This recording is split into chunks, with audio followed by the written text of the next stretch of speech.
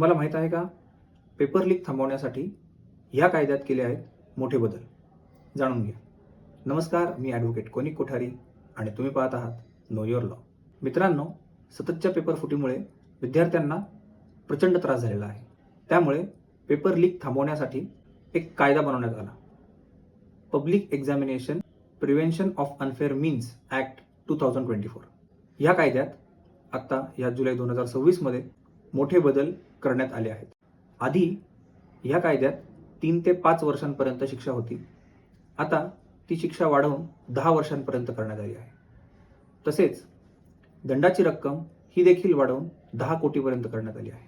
ह्या कायद्यामध्ये नवीन बदलाप्रमाणे पेपर लीकच्या गुन्ह्यांमध्ये तपासाकामी एक स्पेशल टास्क फोर्स नेमले जाणार आहे.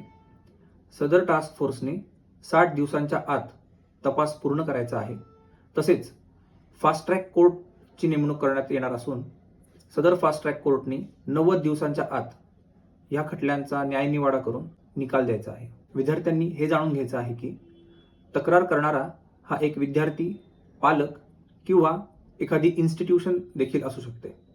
त्यामुळे तुम्हाला जर पेपर फुटीबद्दल कुठली माहिती मिळाली असेल तर तुम्ही थेट पोलीस स्टेशनला तक्रार देऊ शकता.